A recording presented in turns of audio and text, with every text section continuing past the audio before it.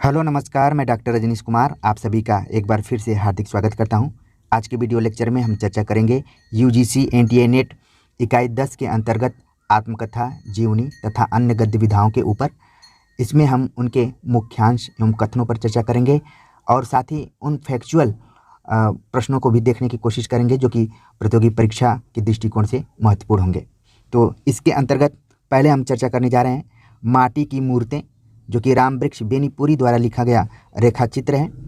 माटी की मूर्तें में संकलित सभी रेखाचित्र रामवृक्ष बेनीपुरी ने हजारीबाग सेंट्रल जेल में रहते हुए लिखे हैं। तो ये फैक्चुअल है, हजारीबाग सेंट्रल जेल। इन रेखाचित्रों में रामवृक्ष बेनीपुरी ने अपने जीवन के उन चुनिंदा लोगों के बारे में लिखा है जो उनके अत्यंत प्रिय थे। अगर बात करें, माटी की मूर्तें 1946 ईस्वी में प्रकाशित हुआ था और इस रेखाचित्र में लगभग हर व्यक्ति के बारे में बताते हुए रामवृक्ष बेनीपुरी अपने बचपन में चले जाते हैं। बचपन के दिनों में इन सभी व्यक्तियों के साथ बिताए हुए पलों का सजीव चित्रण करने के साथ साथ उस दौर के सामाजिक, आर्थिक एवं सांस्कृतिक स्थिति भी उनके माध्यम से स्पष्ट करते चलते हैं। इन रेखाचित्रों के माध्यम से हर व्यक्ति के जीवन एवं चरित्र के श्वेत श्याम पक्षों को दिखलाते हुए मानवीय एवं नैतिक पक्षों को अधिक उभारा गया है। रेखाचित्रों में लेखक ने बचपन की स्मृतियों को महत्व दिया है और जवानी एवं आगे के जीवन के साथ ही उसकी तुलना की है। अगर दूसरी विधा के बारे में चर्चा करें तो ठकुरी बाबा, जो कि महादेवी वर्मा द्वारा लिखा गया है। महादेवी ने अपने रेखाचित्रों में संपर्क में आने वाले शोषित व्यक्तियों, दीनहीन नारियों, साहित्यकारों, जीव जंतुओं आदि का संवेदनात्मक चित्रण किया है। महादेवी वर्मा के रेखाचित्रों में अनुभूति की अभिव्यक्ति में चित्र का बिंब विधान और सूक्ति का प्रभाव एक साथ देखने को मिलता है। ठकुरी बाबा इसी नज़रिए से लिखा गया एक संस्मरणात्मक रेखाचित्र है। ठकुरी बाबा स्मृति की रेखाएं, जिसका प्रकाशन सन 1943 ईस्वी में हुआ था, उस संग्रह में संकलित है। स्मृति की रेखाएं में कुल 7 रेखाचित्रों का संकलन किया गया है। ये देखिए फैक्चुअल यहाँ पर तथ्य बताए जा रहे हैं, जिसको कि आप ध्यान में रखिए। अगर महादेवी के संस्मरणों और रेखाचित्रों के क्रम के बारे में चर्चा करें तो सबसे पहले अतीत के चलचित्र 1941, स्मृति की रेखाएं 1943, पथ के साथी 1956, मेरा परिवार 1971। ये लगभग जितनी भी परीक्षाएं होती हैं नेट से लेकर प्रवक्ता, असिस्टेंट प्रोफेसर के एग्जाम में घुमा फिरा कर महादेवी वर्मा से संबंधित प्रश्न आते रहे हैं और उन प्रश्नों में ये संस्मरण और रेखाचित्र अपना महत्वपूर्ण स्थान रखते हैं। अगर ठकुरी बाबा के मुख्य पात्रों पर बात करें तो महादेवी स्वयं है इसमें, भक्तिन और ठकुरी बाबा ये मुख्य पात्र के रूप में है। आगे की विधा पर हम चर्चा करें जो कि बहुत ही फेमस विधा है, मुर्दैया, तुलसी राम द्वारा लिखी गई ये आत्मकथा है। मुर्दैया और जूठन, जब भी हम दलित आत्मकथाओं की चर्चा करते हैं तो ये दोनों आत्मकथाएं सामने आ जाती हैं। जूठन जहां पश्चिमी उत्तर प्रदेश के दलित जीवन पर आधारित आत्मकथा है, वहीं मुर्दैया पूर्वी उत्तर प्रदेश के दलित जीवन पर आधारित आत्मकथा है। तो ये दोनों आत्मकथाएं एक पश्चिमी छोर की है और एक पूर्वी छोर की है, लेकिन इनमें क्या अंतर रहे हैं उसका कभी हम तुलनात्मक अध्ययन करके आपको बता सकते हैं। लेकिन इस लेक्चर में हम मुर्दैया के बारे में चर्चा करेंगे और तुलसी राम के बारे में चर्चा करेंगे।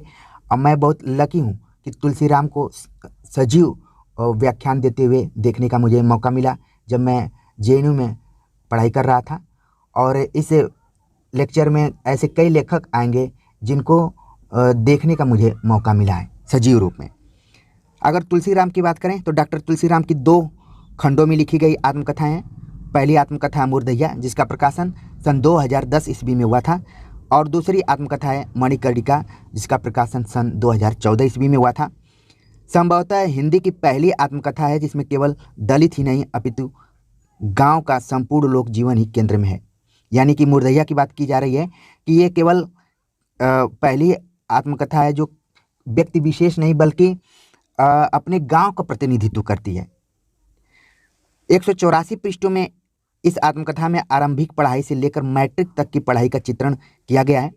और ध्यान देने वाली बात है कि इसके केंद्र में लेखक नहीं है, केंद्र में है दलित जीवन, उनकी अंधश्रद्धाएं, कर्मकांड, भूतों के प्रति भय, सवर्णों का जीवन, दलितों का संघर्ष, आपसी होड़, दरिद्रता, रोजी रोटी की तलाश, त्यौहार, पूजा पाठ, लोकगीत, गांव में बसे कुछ विक्षिप्त परंतु विलक्षण शिक्षा की ओर अवहेलना, उससे संबंधित जानबूझकर फैलाई गई अफवाहें आदि शामिल हैं। सही मायने में एक गांव में जितने अंतःप्रवाह होते हैं वे सब के सब इस आत्मकथा में आए हैं, यानी कि मुर्दैया में। तुलसीराम की आत्मकथा के दोनों भाग मुर्दैया और मणिकर्णिका मृत्यु और मुर्दों से जुड़ी हुई हैं। इस आत्मकथा की एक बड़ी विशेषता है कि इसमें आत्मकथा का निजी अनुभव नहीं है, बल्कि इसमें लोक भी साथ साथ चलता है। तो इस मायने में मुर्दैया काफ़ी अहम रोल निभाती है। प्रोफेसर मैनेजर पांडे के अनुसार, मैनेजर पांडे जिनका कि संबंध जेएनयू से रहा है, और तुलसीराम भी जेएनयू में प्रोफेसर थे रशियन डिपार्टमेंट में, और जाहिर सी बात है कि मैनेजर पांडे और तुलसीराम एक दूसरे को अच्छे से जानते हैं। इसलिए मुर्दैया का अध्ययन करने के बाद मैनेजर पांडे लिखते हैं कि तुलसीराम की आत्मकथा उनके जीवन और वैचारिक संघर्ष की अधूरी कथा है। हिंदी की दूसरी अनेक आत्मकथाओं से तुलसीराम की आत्मकथा में एक विशेषता यह है कि दलित की आत्मकथा होने के नाते केवल उनके व्यक्तित्व के निर्माण और विकास की कथा न होकर उनके समुदाय के जीवन में मौजूद गरीबी, अशिक्षा, अंधविश्वास, यातना, अपमान, जीवन जीने की लालसा की भी कथा रही है। तो इस माध्यम से आप मुर्दैया के कंटेंट को भी समझ रहे होंगे। और मैंने एक बार एक लेख लिखा था कि दलित आत्मकथाओं में अभिव्यक्त उच्च शिक्षा की स्थिति। तो आप मुर्दैया पढ़े होंगे या फिर जूठन भी पढ़े होंगे, तो उसमें जो शिक्षा की स्थिति का चित्रण किया गया है उसको आप बखूबी समझ रहे होंगे। अगर बात करें मुर्दैया की भूमिका की, तो मुर्दैया की भूमिका में तुलसीराम ने स्पष्ट किया है कि आने वाले मुर्दैया के दूसरे खंड में घर से भाग जाने के बाद कलकत्ता, बनारस, दिल्ली होते हुए इंग्लैंड तथा सोवियत संघ रूस तक की यात्रा का लेखा जोखा होगा। तो ध्यान में रखिए कि मुर्दैया सन 2010 में और मणिकर्णिका 2014 में प्रकाशित तुलसीराम की महत्वपूर्ण आत्मकथाएं हैं। एक में उन्होंने अपने बचपन से लेकर मैट्रिक तक की शिक्षा के बारे में चर्चा किया, फिर वहाँ से भागकर वो बीएचयू में पढ़ाई करना शुरू कर दिए। इसके बाद बीएचयू उनके मणिकर्णिका में पूरी तरीके से आया हुआ है। आप जानते हैं कि बनारस में एक घाट भी है, मणिकर्णिका घाट, जहाँ पर मुर्दों को जलाया जाता है। तो कुछ उसी से मिलते जुलते विषय वस्तु इस आत्मकथा में भी रखा गया है। फिर तुलसीराम पहुँच जाते हैं जेएनयू में पढ़ाई करते हैं, और फिर वहाँ से उन्होंने वहाँ पर शिक्षण कार्य भी शुरू कर दिया। तो एक तरीके से कहा जा सकता है कि जो मुर्दैया है उसकी जो यात्रा है मार्क्सवाद से बौद्ध धर्म की ओर मुड़ने वाली यात्रा है। दलित लेखकों की आत्मकथाओं में उनके शताब्दियों से शोषित दमित मन का दर्द, तलखी और क्षोभ के रूप में व्यक्त हुआ है। यह कथाएं साक्षी हैं कि आज भी हमारे समाज में सामंती संस्कार हावी हैं।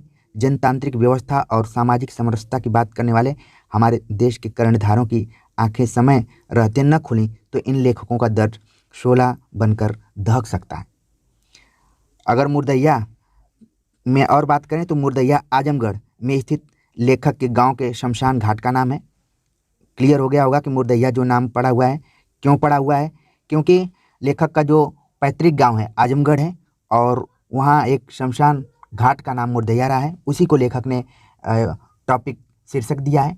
तो जाहिर सी बात है, मैंने पहले ही बताया कि ये व्यक्तिगत आत्मकथा न होकर पूरे गांव की आत्मकथा जैसी लगती है। यह दलित जीवन की कर्मस्थली है जो मुर्दैया है। मुर्दैया की भूमिका में डॉक्टर तुलसीराम ने यह स्पष्ट करते हुए लिखा कि मेरे भीतर से मुर्दैया को खोद खोद कर निकालने का काम तद्भव के संपादक, एक यहाँ पर और फैक्ट आपको मिल रहा होगा कि तद्भव के संपादक अखिलेश ने किया था। मुर्दैया लिखने की प्रेरणा और ऊर्जा उन्हें लेखक संपादक अखिलेश के अत्यंत निवेदन से मिली। और इसके बरक्स अगर तुलना करें तो जूठन को स्थापित करने में राजेंद्र यादव का अहम रोल रहा है। उन्होंने उसकी भूमिका लिखी और उसको जो पाठक वर्ग है उसमें पहुंचाने की अहम भूमिका निभाई है। ठीक है, तो आपने देख लिया होगा कि मुर्दैया लिखने की प्रेरणा किससे मिली, तुलसीराम को, और मुर्दैया का शाब्दिक अर्थ क्या है। भूमिका में वे लिखते हैं कि मुर्दैया हमारे गांव धर्मपुर की बहुउद्देशीय कर्मस्थली थी। चरवाही से लेकर हरवाही तक के सारे रास्ते यहाँ से गुजरते थे। हमारे गांव को जियो पॉलिटिक्स यानी भू राजनीति में दलितों के लिए मुर्दैया एक सामरिक केंद्र जैसी थी। तो क्लियर हो गया होगा मुर्दैया के बारे में, और इससे अगर रिलेटेड कोई भी प्रश्न आएगा तो आप उसको अच्छे से हल कर सकते हैं। अगली रचना के बारे में बात करें, प्रेमचंद घर में। यह शिवरानी देवी द्वारा लिखा गई एक जीवनी है, जीवनी विधा है प्रेमचंद घर में। और बहुत ही मार्के की बात है कि प्रेमचंद की पत्नी ने इस रचना को लिखी है, इस जीवनी को लिखा है उन्होंने। प्रेमचंद घर में प्रेमचंद की पत्नी शिवरानी देवी द्वारा रचित प्रेमचंद की जीवनी है। इस पुस्तक में शिवरानी देवी ने प्रेमचंद के संपूर्ण जीवन को दर्शाया है। और ध्यान रखिए कि जब कोई पत्नी अपने पति के बारे में लिख रही है तो और जीवनी लिख रही है तो उससे ज़्यादा प्रामाणिक और कोई लेखक नहीं हो सकता है। अगर बात करें प्रेमचंद घर में का प्रकाशन सन 1944 ईस्वी में हुआ था। ध्यान रखिए, प्रेमचंद के पिता का नाम अजायब राय और माता का नाम आनंदी देवी था। प्रेमचंद को इनके पिता ने मुंशी धनपत राय, ये काफ़ी कई बार परीक्षा में कन्फ्यूजन सा क्रिएट हो जाता है, आज इसको आप लोग क्लियर कर लीजिए कि प्रेमचंद को इनके पिताजी ने मुंशी धनपत राय तथा चाचा जी ने मुंशी नवाब राय नाम दिया था। तो धनपत राय प्रेमचंद का नाम है, नवाब राय भी प्रेमचंद का ही नाम है। प्रेमचंद ने मर्यादा, हंस, जागरण जैसी पत्रिकाओं का संपादन किया था।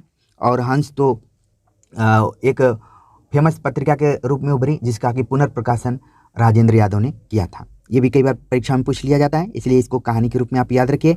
मेरी कोशिश रहती है कि मेरा हर एक लेक्चर आपके दिमाग में कहानी की तरह बैठ जाए, ताकि किसी भी तरीके का प्रश्न आए, चाहे वो थियोरेटिकल हो चाहे ऑब्जेक्टिव हो, हर तरीके से आप उसको हल कर लें।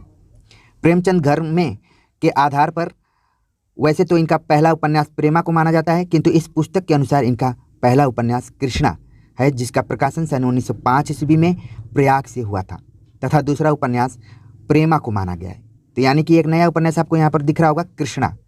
तो ध्यान में रखिए। आगे शिवरानी देवी लिखती हैं और इन परिवार का परिचय कराती हैं कि प्रेमचंद के दो बेटे श्रीपत राय, जिनका कि बचपन का नाम धुन्न है और धुन्नु, और अमृत राय, जिनका कि बन्नू नाम था। प्रेमचंद 1935 में प्रगतिशील लेखक संघ के सभापति बने तथा महात्मा गांधी के विचारों से प्रभावित होने के साथ साथ सेवा इनका मूल धर्म था। शिवरानी देवी ने प्रेमचंद के संपूर्ण जीवन को इस पुस्तक में कुल 88 भागों में दिखाया है। ये एक फैक्चुअल यहाँ पर आपको तथ्य मिल रहा होगा, 88 भागों में।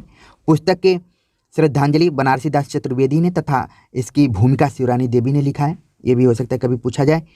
हिंदी में प्रेमचंद की जीवनी पहली जीवनी उनकी पत्नी शिवरानी देवी ने लिखा 1944 ईस्वी में। दूसरी जीवनी ने और कोई नहीं लिखा बल्कि उनके पुत्र ने लिखा, अमृत राय ने, कलम का सिपाही नाम से, जिसका प्रकाशन सन 1962 ईस्वी में हुआ था। और ये दोनों ही जीवनियाँ उत्कृष्ट कृति के रूप में हमारे सामने उपलब्ध हैं। अगर बात की जाए कि शिवरानी देवी और अमृत राय के बाद जो सबसे महत्वपूर्ण काम किया, जिसको कि तीसरी जीवनी के रूप में माना जाता है, ये है कलम का मजदूर, जिसके राइटर हैं श्री मदन गोपाल।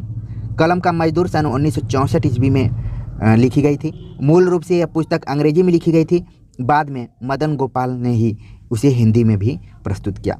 इस तरीके से जहां अमृत राय ने प्रेमचंद को कलम का सिपाही माना था, वहीं मदन गोपाल ने प्रेमचंद को कलम का मजदूर कहा। इसके अलावा अमृत राय और गोपाल दोनों ने मिलकर प्रेमचंद की चिट्ठी पत्री नाम से एक पुस्तक लिखी, जिसमें कि प्रेमचंद द्वारा अपने समकालीन लेखकों से जो भी पत्र व्यवहार हुआ था उसकी जानकारी मिलती है, खासतौर से जैनेन्द्र और दयानारायण निगम और भी जो भी समकालीन रहे हैं उनका। आप जानते हैं कि दयानारायण निगम ने ही प्रेमचंद को प्रेमचंद कहा था। इसके पहले वे नवाब राय के नाम से जाने जाते थे और धनपत राय भी उन्हीं का नाम है। ठीक है, तो इस तरीके से अगर प्रेमचंद घर में से संबंधित किसी भी तरीके का प्रश्न आता है तो उम्मीद है कि आप लोग उसे अच्छे से हल कर लेंगे। अगर अगले टॉपिक के बारे में बात करें तो अगली रचना है एक कहानी यह भी, जो कि मनु भंडारी द्वारा लिखी गई है। उनकी एक तरीके से आत्मकथा है और अभी हाल ही में मनु भंडारी का निधन हो गया और मनु भंडारी को भी सजीव रूप में सुनने का मुझे मौका मिला था। और मनु भंडारी के बारे में आगे बात करते हैं कि यह हिंदी की प्रख्यात लेखिका मनु भंडारी की भावात्मक एवं सांसारिक जीवन की कथा यात्रा है, एक कहानी यह भी। इसमें उनकी पारिवारिक पृष्ठभूमि एवं उनके संघर्षों के साथ साथ उनके एवं राजेंद्र यादव के आपसी संबंधों और उनकी रचनाओं के नेपथ्य के सृजनात्मक सूत्र भी दिखाई देते हैं। यह रचना कुल 2 भागों में प्रकाशित हुई है। अगली रचना के बारे में चर्चा करें, आवारा मसीहा, जिसके लेखक हैं विष्णु प्रभाकर। और आवारा मसीहा लगभग जितनी भी परीक्षाएं होती हैं उन सभी परीक्षाओं में इससे प्रश्न आता ही आता है। ये काफ़ी इम्पोर्टेंट है। अगर ये प्रश्न ना आए तो ये मान के चलिए कि जो भी सिलेक्शन टीम है, पेपर बनाने वाली टीम है, वो पाठ्यक्रम के साथ ठीक नहीं किया है।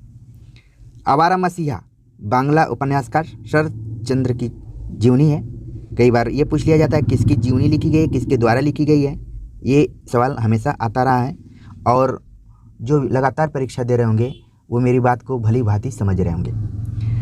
अगर आवारा मसीहा के प्रकाशन की बात करें तो इसका प्रकाशन सन 1974 ईस्वी में हुआ था। इसे पूरा करने में लेखक विष्णु प्रभाकर को 14 वर्ष लग गए थे। ये काफ़ी इंपॉर्टेंट फैक्ट यहाँ पर मैं बता रहा हूँ कि 14 वर्ष लग गए थे। अभी हाल ही में UPSC का एग्ज़ाम हुआ था, उसमें इस प्रश्न को पूछा गया था कि कितने वर्ष लगे थे, तो 14 वर्ष लग गए थे आवारा मसीहा को कंप्लीट करने में। यह जीवनी 3 भागों में विभाजित है। पहला भाग है दिशाहारा, जिसमें शरद चंद्र की बचपन की घटनाएं हैं। दूसरा है दिशा की खोज, जिसमें साहित्यिक जीवन और जीविका की खोज है। और तीसरा है दिशांत, जिसमें सामाजिक कार्य व साहित्यिक विधाओं में उनकी रचनाशीलता को बताया गया है। तो कई बार परीक्षा में पूछा जा सकता है कि आवारा मसीहा का प्रकाशन कब हुआ, इसके लेखक कौन है, किसके जीवनी पर आधारित है, इसको पूरा करने में लेखक को कितने वर्ष लगे थे और यह कुल कितने खंडों में है। इस तरीके से अलग अलग एंगल से मैंने बताने की कोशिश की है। उम्मीद है कि पूरी तरीके से आपको मेरी बात समझ में आ रही होगी। कमेंट्स कर जरूर बताइएगा। अगर मुख्य पात्रों की चर्चा करें तो केदारनाथ, मोतीलाल, भुवन मोहिनी, अघोरनाथ, सुरेंद्रनाथ, मणिंद्र, ठाकुरदास, अक्षय पंडित, राजू, काशीनाथ, नीला, राजबाला, विराज बहू आदि इस आवारा मसीहा के प्रमुख पात्र रहे हैं। तो पात्रों से अमूमन कम सवाल पूछे जाते हैं, बस यही पूछा जाता है कि आवारा मसीहा किसके जीवनी है, इसके लेखक कौन है और कब प्रकाशित हुआ है, कितने खंडों में है और कितने वर्ष लगे। अगली जो रचना है वो भी हिंदी साहित्य में बहुत ही प्रसिद्ध रचना है, क्या भूलूं क्या याद करूं, हरिवंश राय बच्चन। हरिवंश राय बच्चन की आत्मकथा कुल 4 खंडों में प्रकाशित है। ये भी कई बार एग्जाम में पूछा जाता है कितने खंडों में है। हरिवंश राय बच्चन की आत्मकथा 4 खंडों में है। पहला खंड है क्या भूलूं क्या याद करूं, जो कि आपके पाठ्यक्रम में लगा हुआ है, जिसका प्रकाशन सन 1969 ईस्वी में हुआ था। दूसरी रचना है नीड़ का निर्माण फिर से 1970 में, बसेरे से दूर 1978 में, 10 द्वार से सोपान तक 1950 ईस्वी में। कनी ब 10 इस तरीके से मैं इसको याद किया था, आप भी याद कर सकते हैं। याद करने के सबके फार्मूले अलग अलग होते हैं, तो उस हिसाब से याद कर सकते हैं। और ध्यान में रखिए कि जो पाठ्यक्रम में लगा हुआ है वो पहला ही खंड है। बच्चन, हरिवंश राय बच्चन ने अपनी आत्मकथाओं को एक स्मृति यात्रा यज्ञ माना है। ये हो सकता है परीक्षा में पूछा जाए कि किसने अपनी आत्मकथाओं को एक स्मृति यात्रा यज्ञ माना है, तो हरिवंश राय बच्चन ने। क्या भूलूं क्या याद करूं में उनका आरंभिक जीवन संघर्ष, इलाहाबाद विश्वविद्यालय के उनके अनुभव, कैम्ब्रिज से डॉक्टरेट करके लौटने पर इलाहाबाद विश्वविद्यालय में उनकी उपेक्षा, उनकी अनुपस्थिति में उनके परिवार का असुरक्षित अनुभव करना, इलाहाबाद रेडियो स्टेशन पर हिंदी प्रोड्यूसर का उनका अनुभव, विदेश मंत्रालय में ऑफिसर ऑन स्पेशल ड्यूटी के रूप में राजनयिक कार्यों में हिंदी के प्रयोग को बढ़ावा देने के लिए किए गए उनके प्रयत्न, सचिवालय के सचिवों की मानसिकता तथा वहाँ से अवकाश लेने के बाद का उनका जीवन अनुभव एक बृहद उपन्यास की रोचक शैली में जीवंत और साकार हो उठा है। तो किन किन विषय वस्तुओं को क्या भूलूं क्या याद करूं, ये शीर्षक ही बता रहा है कि जो लेखक है उसके सामने उसके जीवन की इतनी घटनाएं हैं कि वो कंफ्यूज्ड है कि क्या भूल जाऊं क्या याद करूं। तो कई बार ना शीर्षक ही बता देता है उस रचना की विषय वस्तु को। तो तमाम विषय वस्तुओं को मैंने बतलाया, जो कि केवल आत्मकथा ही नहीं बल्कि एक बृहद उपन्यास का उसमें रूप दिखाई पड़ जाता है। इस यात्रा यज्ञ में प्रकारांतर से स्वतंत्रता प्राप्ति के बाद का हिंदी भाषा और पूरा संघर्ष भी मूर्त हो गया है। इस आत्मकथा में संस्मरण, यात्रावृत्त, कविता आदि अनेक विधाएं और शैलियाँ गुम्फित हैं। इस तरीके से आप देख रहे होंगे कि क्या भूलूं क्या याद करूं कितनी फेमस रचना है, जिसका प्रकाशन सन 1969 ईस्वी में हुआ था। और बाकी जो चीज़ें मैंने बताई हैं सब आप अपने दिमाग में रखिए। इस आत्मकथा की सबसे बड़ी बात है कि लेखक के आत्मस्वीकार का साहस। और आत्मकथा में जो पहली विशेषता होती है कि इसमें ईमानदारी से अपनी बातों को रखना और सच्ची घटनाओं को रखना। और आत्मकथा जब कोई लिखता है तो वो एक तरीके से अपने जीवन में घटित चीज़ों को सही बताने, यानी कि आत्मस्वीकार का उसमें साहस होता है। इसमें तत्कालीन समय के संयुक्त परिवार तथा गरीबी में लोगों को एक साथ रहने का सुंदर उदाहरण उक्त रचना से प्राप्त होता है। इस आत्मकथा के संबंध में विद्वानों और उनके समकालीनों के मुख्य कथन हैं, जिसमें कि कुछ कथनों पर हम चर्चा कर रहे हैं। धर्मवीर भारती लिखते हैं, क्या भूलूं क्या याद करूं, या फिर हरिवंश राय बच्चन की आत्मकथाओं के बारे में, कि यह हिंदी के 1000 वर्षों के इतिहास में ऐसी पहली घटना है जिसमें अपने बारे में सब कुछ इतनी बेबाकी, साहस और सद्भावना से कह दिया गया है। ये धर्मवीर भारती लिखते हैं। हजारी प्रसाद द्विवेदी लिखते हैं कि इसमें केवल बच्चन जी का परिवार और उनका व्यक्तित्व ही नहीं उभरा है, बल्कि उनके साथ समूचा काल और क्षेत्र भी अधिक गहरे रंगों में उभरा है। शिवमंगल सिंह सुमन लिखते हैं कि ऐसी अभिव्यक्तियां नई पीढ़ी के लिए पाथेय बन सकेंगी, इसी में उनकी सार्थकता भी है। और नरेंद्र शर्मा लिखते हैं कि यह हिंदी के आत्मकथा साहित्य की चरम परिणति है। तो इस तरीके से अलग अलग विद्वानों ने हरिवंश राय बच्चन की आत्मकथाओं के बारे में कहा है। तो आप इनको कहानी के रूप में अपने दिमाग, मन, मस्तिष्क में बैठा लीजिए। अगर मुख्य पात्रों की बात करें तो मुख्य पात्रों में हैं जग्गू चाचा, हीरालाल, छेदीलाल, प्रताप नारायण, सरस्वती के लेखक, परबाबा की बहन, मिठलाल, भोलानाथ, करकल, चंपा, श्यामा, ये सारे मुख्य पात्र हैं। शालिग्राम, राम किशोर, इनको भी आप ध्यान में रख सकते हैं। अमूमन हरिवंश राय बच्चन की आत्मकथाओं से उनके कालक्रम पूछ लिए जाते हैं, कितने खंडों में है, ठीक है, और इनमें से कौन सी नहीं है या फिर हैं, इस तरीके के सवाल पूछे जाते हैं। पात्रों से थोड़ी कम ही पूछे जाते हैं, लेकिन बदलते परिवेश और पैटर्न में आपको सावधान रहना पड़ेगा। आगे की रचना के बारे में चर्चा करें तो आप हुदरी, जो कि रमणिका गुप्ता द्वारा लिखी गई उनकी आत्मकथा है, और रमणिका गुप्ता भी उन लेखकों में शामिल हैं जिन्हें सजीव बोलते हुए मुझे सुनने का अवसर मिला है। आप हुदरी, जो कि सन 2015 ईस्वी में प्रकाशित हुई थी, रमणिका गुप्ता की प्रकाशित आत्मकथा का यह दूसरा खंड है। पहला भाग, जिसका नाम है हादसे, जिसका प्रकाशन सन 2005 ईस्वी में हुआ था। आप हुदरी एक जिद्दी लड़की की आत्मकथा है। रमणिका गुप्ता, जो कि आदिवासी लेखकों के बारे में लेखक के रूप में जानी जाती हैं और लेखकों को प्रोत्साहित करने वाली महिला के रूप में भी जानी जाती हैं, और इन्होंने एक मैगजीन भी चलाया था, युद्धरत आम आदमी। कई बार परीक्षा में पूछा जाता है, अभी इनकी भी हाल ही में मृत्यु हुई है। रमणिका गुप्ता कवयित्री, कहानीकार, उपन्यासकार, संपादक, मजदूर यूनियन की नेता और नारीवादी कार्यकर्ता थीं। आप हुदरी का अर्थ होता है वह स्त्री जो अपनी शर्तों पर अपनी मर्जी से अपना जीवन जीती है, यानी कि जो यहाँ पर बताया गया कि वह जिद्दी। हालांकि हमारे सोसाइटी में जिद्द को निगेटिव माना जाता है, लेकिन यहाँ पर स्त्री विमर्श के दृष्टिकोण से उसको काफ़ी प्रोग्रेसिव, सशक्त नारी के रूप में देखा जाता है। अगली रचना के बारे में चर्चा करें तो भोलाराम का जीव। भोलाराम का जीव हरिशंकर परसाई, जैसे ही हरिशंकर परसाई का नाम आता है तुरंत हम सबके दिमाग में एक व्यंग का लहजा आ जाता है। यानी कि भोलाराम का जीव एक व्यंग कहानी है जो प्रशासनिक भ्रष्टाचार पर चोट करती है। इसके प्रमुख चरित्र भोलाराम को रिटायर हुए 5 साल हो गए। ध्यान में रखिए, प्रश्न पूछा जा सकता है कि भोलाराम को रिटायर हुए कितने साल हो गए थे? 5 साल हो गए थे, किंतु अनंत निवेदनों के बावजूद इसे पेंशन नहीं मिली क्योंकि उसने रिश्वत नहीं दी थी। तो हरिशंकर परसाई अगर आज वर्तमान में रहते तो न जाने किन किन विषयों पर क्या क्या लिख देते, लेकिन इन्होंने जब अपने समय की समस्याओं को उठाया है तो वो भी लगती हैं कि आज ही की समस्याएं बहुत ही प्रासंगिक प्रतीत होती हैं। ये उस ज़माने की बात है जब पेंशन मिला करती थी। आज ओल्ड पेंशन नई पेंशन के बीच में जंग चल रही है, लेकिन जो भोलाराम है वो रिटायर हो चुके हैं 5 साल पहले। फिर भी उन्होंने अपने पेंशन के लिए कई बार आवेदन दिया है उन्होंने, लेकिन आवेदन के साथ कोई उन्होंने रिश्वत नहीं दी है, इसलिए उनके पेंशन को दबा दिया गया। आगे आप इसमें देखेंगे कहानी इस व्यंग के साथ समाप्त होती है कि भोलाराम की मौत के बाद उसकी आत्मा अर्थात उसका जीव यमराज के पास न जाकर पेंशन ऑफिस में छिपकर अपनी पेंशन का इंतजार करने लगता है। तो भोलाराम का जीव काफ़ी इम्पोर्टेंट कहानी, आप इसको समय मिले तो ज़रूर पढ़िए, आपको बहुत मज़ा आएगा।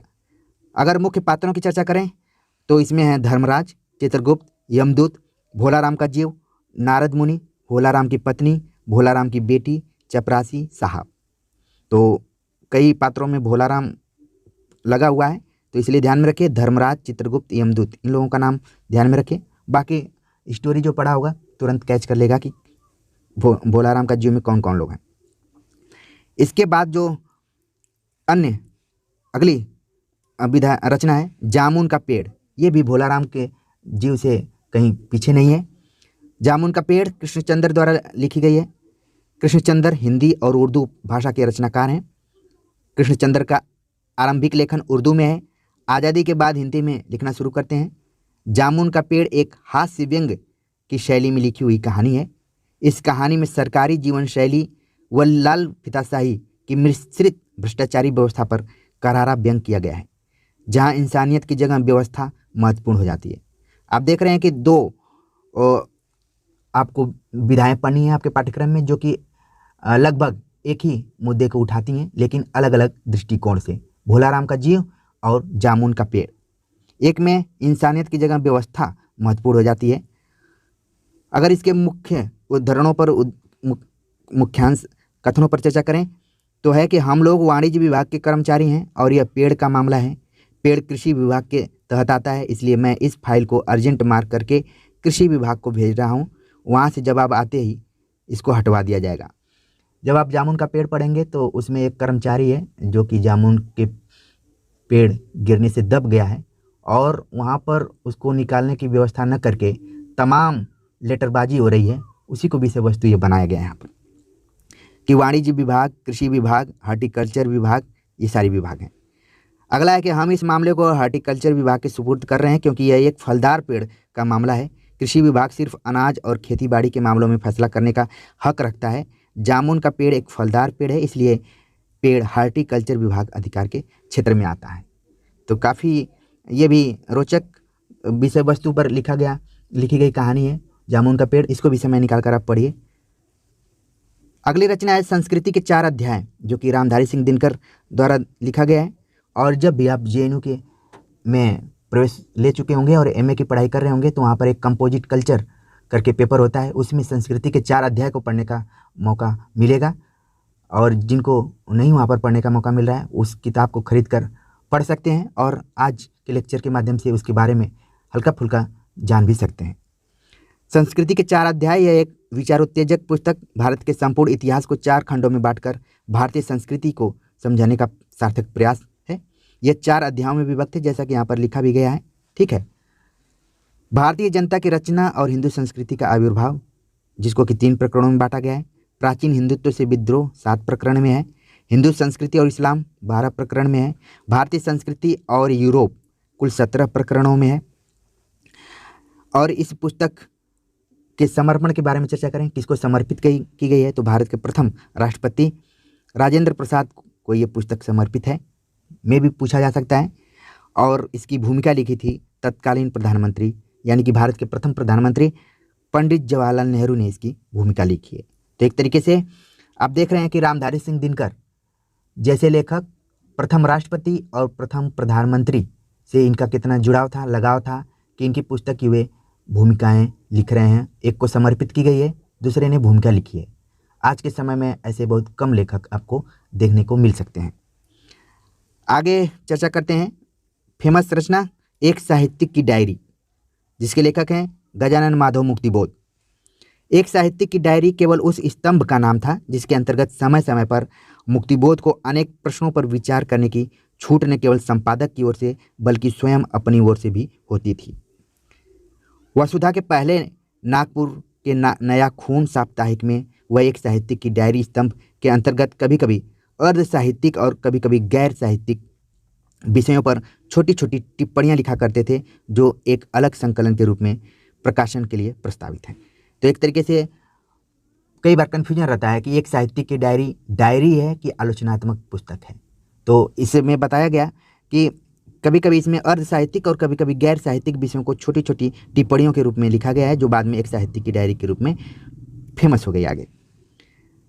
एक साहित्यिक की डायरी न तो सामयिक टिप्पणियों को साहित्य मानते थे मुक्तिबोध, न साहित्य को सामयिक टिप्पणी। मुक्तिबोध की डायरी उस सत्य की खोज है, इंपॉर्टेंट बात बता रहा हूँ कि मुक्तिबोध की डायरी उस सत्य की खोज है जिसके आलोक में कवि अपने जीवन को सार्वभौमिक अर्थ देता है।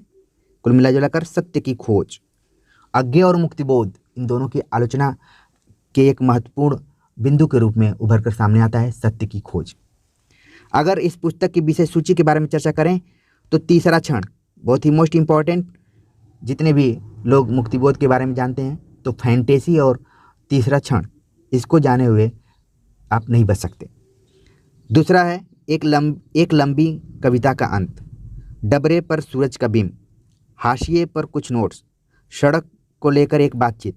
तो इन विषय सूचियों को याद रखिए। मैं भी कभी कभी शीर्षक भी पूछ लिया जाता है कि किस रचनाकार का है, तो इससे अगर प्रश्न आए तो आपका गलत नहीं होना चाहिए। एक मित्र की पत्नी का प्रश्न चिन्ह, नए की जन्म कुंडली भाग 1, नए की जन्म कुंडली भाग 2, वीरकर, विशिष्ट और अद्वितीय, कुट्टूयान और काव्य सत्य। तो ये इसके मुख्य बिंदु रहे हैं। और अगले 2 बिंदु और हैं, कलाकार की व्यक्तिगत ईमानदारी, कलाकार की व्यक्तिगत ईमानदारी भाग 1 भाग 2।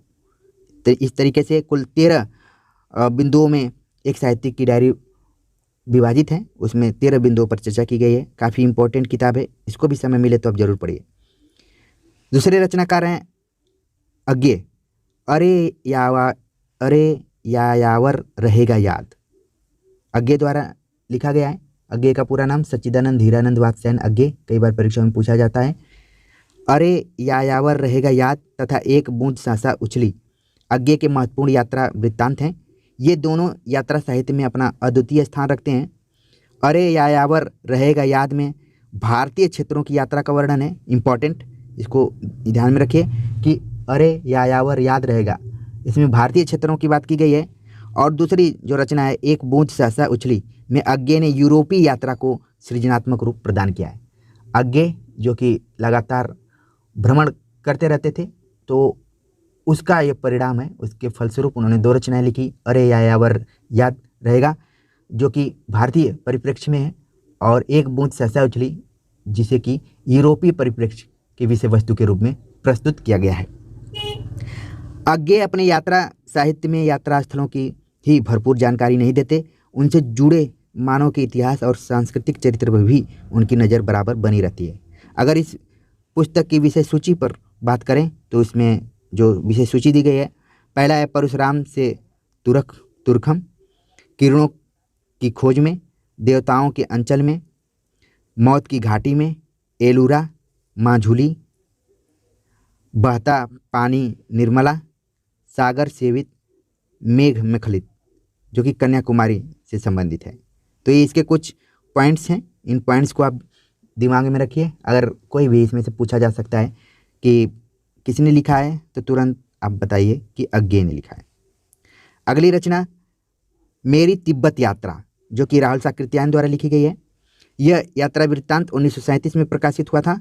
इसमें लेखक ने तिब्बत के समाज एवं संस्कृति तथा वहाँ के प्राकृतिक सौंदर्य व जलवायुविक परिस्थितियों का जीवन चित्रण किया है।